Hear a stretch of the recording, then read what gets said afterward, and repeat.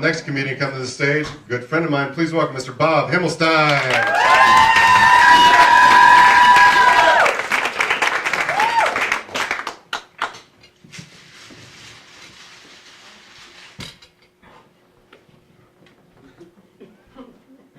I needed to get a new toilet seat.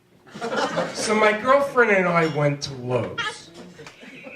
We looked at packages that had openings that showed the actual toilet seat. We picked one out and agreed that it had the right color. We agreed it was the right color. Since I have arthritis in my hands, I paid someone to install it. When my girlfriend got home and looked at it, she had a shit fit. She said the toilet seat did not match the bowl, and she was not going to sit on a toilet seat that did not match the bowl. She said it looked like a Puerto Rican bathroom.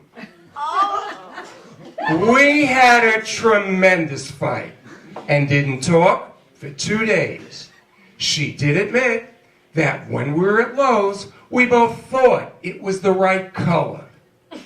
But she was furious with the man I hired because he didn't say anything when he saw that it didn't match the bowl. She said that was a typical man thing. Now I was really angry. First of all, she's saying that all men think this way. Like President Roosevelt would have had a mismatched toilet seat installed in the White House. I refused on principle to buy a new one. She did, and it's been sitting in the bathroom closet for 10 months now. When I asked her why she hadn't had it installed, she said she didn't trust the man I hired. So all our family and friends know about this. So her brother offered to install the toilet seat. I said no. She said he loves doing things for people. It gives him pleasure.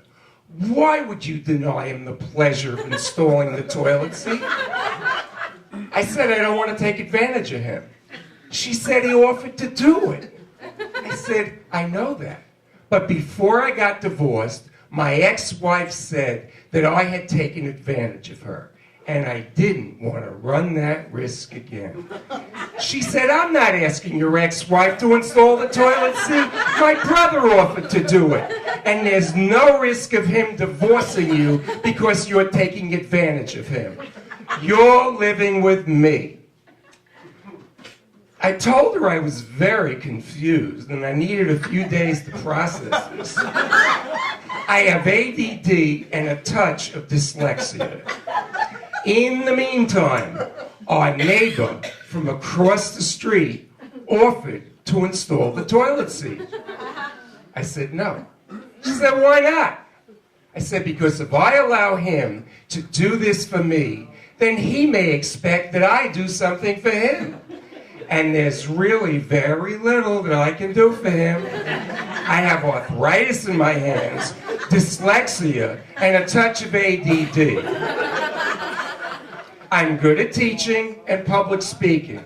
And I was an Afro-Cuban bongo player for 25 years. And that's about it. So I live with Linda, and she says that I have no class. And the reason I have no class is that when I eat, I don't use my fork properly. She told me that you cut your food with your fork in one hand and your knife in the other. I said, I do that. I do that. She said, but you don't do enough. And that's why you have no class. I asked her, what else should I be doing? She said, when you finish cutting your food, you put your knife down, freeing up that hand and pass the fork over to the former knife hand, which is now your fork hand. And with your new fork hand, you spear the morsel of food and eat it. I told her it was important to me that she think that I have class. And so I was going to use my fork the way she had instructed me to. So I cut my food with my fork in one hand and my knife in the other. And when I finished cutting my food, I put my knife down, freeing up that hand, and passed the fork over to the former knife hand, which is now my fork hand. And with my new fork hand, I speared the morsel of food and ate it. And I said, "Here, Linda, now do I have class?" She said, "No." I said, "I did what you instructed me to do." She said, "No, you didn't. I told you to spear your food, and you stabbed your food. And a person who stabs their food does not have class." In the meantime, our food had gotten cold, and we had to leave to go to the movies. I am working on using my fork properly. I'm determined to get it right. It is taking time. I am working very carefully.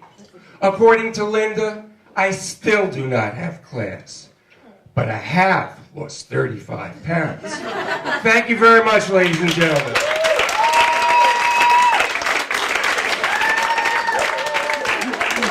Give it up for Bob Himmelstein. Let Bob hear it.